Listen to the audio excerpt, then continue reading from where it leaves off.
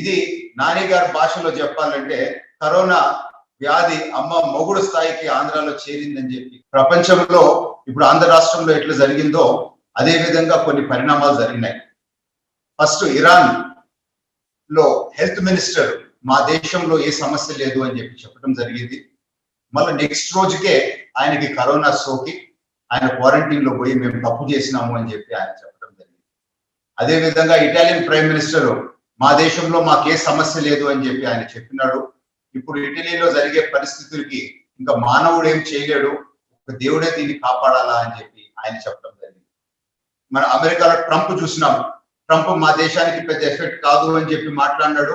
కానీ ఈ రోజు 2,20,000 ఆల్రెడీ ఇప్పటికే కరోనా కన్ఫర్మ్ కేసెస్ దాటిపోయినాయి. వరల్డ్ హెల్త్ ఆర్గనైజేషన్ ఒక రెడ్ కోడ్ వార్నింగ్ ఇచ్చినారు, అంటే హైయెస్ట్ హెల్త్ రిస్క్ వార్నింగ్ ఇస్తే ఆ వార్నింగ్ ని కనీసం మన రాష్ట్రంలో పట్టించుకోలేదు. ఎన్ని రోజులు తర్వాత లోకల్ బాడీ ఎలక్షన్స్ అని చెప్పి బిజీ అయినారు. మన రాష్ట్రంలో పట్టించుకోని దానికే ఈ కరోనా వైరస్ ఇంత సీరియస్ అయింది అని చెప్పి దీన్ని బట్టే మనకు అర్థమవుతా ఉంది. అదే విధంగా ఫార్మ్ సెక్టర్ ఇప్పుడు తీసుకుంటే వెజిటేబుల్స్ అయితే ఏముంది, ఫ్రూట్స్ అయితే ఏముంది, పోల్ట్రీ ఇండస్ట్రీ అయితే ఏముంది, ఫిషరీస్ ఇండస్ట్రీ అయితే ఏముంది, పూర్తిగా కుప్పగూలే పరిస్థితిలో ఉన్నాయి. వీళ్ళెవ్వరికి గిట్టుబాటు ధరలు అందటం లేదు. వాళ్ళు ప్రొడ్యూస్ చేసినవి అన్నీ చెడిపోతా ఉన్నాయి. అందుకని తక్షణమే మీరు యాక్షన్ తీసుకోండి అని చెప్పి మేము చెప్తుంటే మీరు ఇంతవరకు పట్టించుకోలేదు. సోషల్ మీడియాలో కొన్ని వందల వీడియోస్ వస్తూ ఉన్నాయి ఎట్లా రైతులు ఇబ్బందులు పడుతుంటారు. ఇదే విధంగా రైతులు ఇబ్బందులు పడితే వాళ్ళు ఫుడ్ ప్రొడక్షన్ ఆపేస్తే రాబోయే రోజుల్లో ఖచ్చితంగా ఆంధ్ర రాష్ట్రంలో ఫుడ్ షార్టేజ్ వస్తుంది. ప్రొటెక్టివ్ గేర్ ఇష్యూ ఎన్నోసార్లు చంద్రబాబు నాయుడు గారు అయితే ఏముంది, మేమైతే ఏముందో మీకు చెప్తా వచ్చినాం. నిన్న వెస్ట్ గోదావరిలో జరిగిన ఇన్సిడెంట్ ఏంది, డాక్టర్స్ మేము వైద్యం ఇవ్వము అని చెప్పినారు. వాళ్ళ మీద ఒక ఎంక్వైరీ చేశారు. ఈ రోజు జడ్జి గారు కూడా పోయి వాళ్ళని చెక్ చేస్తే మాకు కనీసం ప్రొటెక్టివ్ గేర్ ఇవ్వకపోతే మేము ఏ విధంగా ట్రీట్మెంట్ చేయగలుగుతాము అని చెప్పి ఆ హెల్త్ వర్కర్స్ అడుగుతున్నారు. మేము ఎప్పటి నుంచో చెప్తున్నాము, front line soldiers, health workers అయితే ఏముంది, పోలీస్ డిపార్ట్మెంట్ వాళ్ళు అయితే ఏముంది, ఈ సపోర్టింగ్ వాళ్ళందరికీ ప్రాపర్ గేర్ మీరు ఇవ్వకపోతే వాళ్ళకి సంపొస్తుంది. ఎందుకంటే వాళ్ళు రిస్క్ లో ఉండరు. దయచేసి అది చేయండి అని చెప్తే మీరు ఏ విధమైన దాని మీద యాక్షన్ తీసుకోలేదు. చైనా క్లియర్ గా చెప్పుకున్నారు 63% మా హెల్త్ వర్కర్స్ కి ఈ కరోనా వైరస్ వచ్చింది అని చెప్పి. అంటే క్లియర్ గా రిస్క్ ఉందని చెప్పి తెలిసి కూడా వాళ్ళని మీరు ప్రొటెక్ట్ చేయలేని పరిస్థితిలో ఉంటే ఎట్లా అని చెప్పి మేము ఈరోజు ప్రశ్నిస్తున్నాం. మీరు ఇచ్చిన హెల్త్ బులెటిన్ 26 మార్చ్ రోజు ఇచ్చిన హెల్త్ బులెటిన్ లో మీరు చెప్పినారు మేము ఇప్పుడు ఆర్డర్ ప్లేస్ చేసాము 5 లక్షల మాస్కులకి అండ్ ప్రొటెక్షన్ గేర్ కి ఇచ్చినాము అని అన్నారు. అంటే 26వ తేదీ దాకా మీరు కనీసం ఆర్డర్ ఇవ్వలేదు అనేది తేలిపోతా ఉంది. ఎందుకు ఈ ఇన్యాక్షన్? మనకి తెలుసు జనవరి నుంచి ఈ సమస్య ఉందని చెప్పి తెలిస్తే మార్చి 26వ తేదీ మీరు అనౌన్స్ చేస్తారు మేము వీటికి ఆర్డర్ ప్లేస్ చేసామని.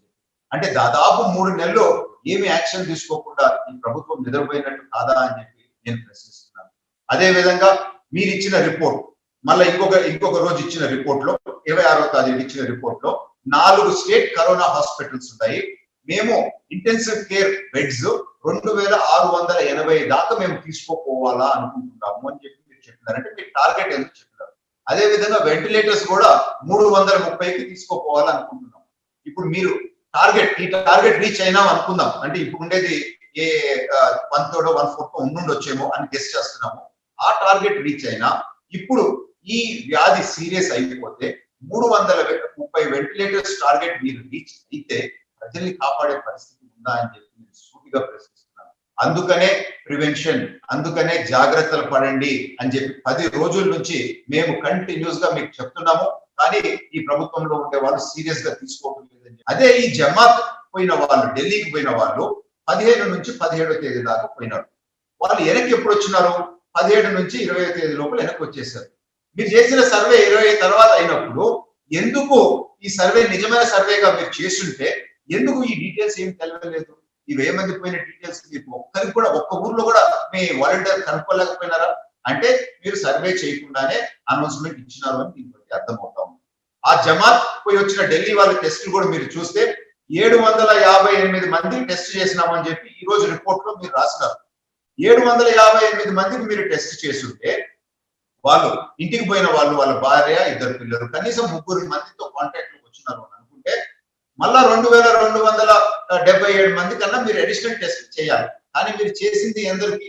ఢిల్లీ కాంటాక్ట్ అని చెప్పి సెపరేట్ సెక్షన్ పెట్టి కేవలం 543 మందికే చేసినామని చెప్పి ఈ రిపోర్ట్ లో ఈ రోజు మార్నింగ్ 10 o'clock ఇచ్చిన రిపోర్ట్ లో మీరే చెప్తారు.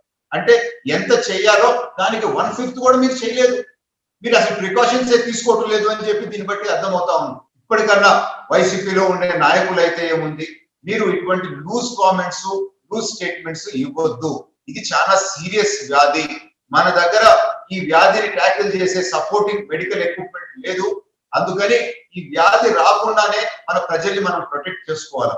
ఇదే మాట తెలుగుదేశం పార్టీ మా అధ్యక్షుడు చంద్రబాబు నాయుడు గారు కంటిన్యూగా రోజుకి ఎన్నో టెలికాన్ఫరెన్స్లు తీసుకొని అందరితో మాట్లాడుతూ ఉంటారు. ఎన్నో లెటర్లు ముఖ్యమంత్రి గారికి రాశారు. ఎన్నో లెటర్లు మేము రకరకాల డిపార్ట్మెంట్స్ కూడా రాసాము. దీని సీరియస్నెస్ హైలైట్ చేస్తాం. ఇప్పటికన్నా దయచేసి మీరు సీరియస్ కావాలా, ఆంధ్ర రాష్ట్ర ప్రజల్ని మీరు ప్రొటెక్ట్ చేయాలా, లేకపోతే ఇటలీలో జరిగినట్టు లేకపోతే వేరే దేశాల్లో జరిగిన పరిస్థితి మనకి రాకూడదు అని చెప్పి మేము కోరుకుంటాం. మీరు సీరియస్ గా ఏం చేస్తారో ఇప్పుడు యాక్షన్ తీసుకోవాలని చెప్పి డిమాండ్ చేస్తూ, మా సైడ్ నుంచి మేము ఏం సపోర్ట్ చేయాలో కూడా మీరు కోరితే మేము చేసేదానికి రెడీ ఉన్నాము అని చెప్పి తెలుపుకుంటాం.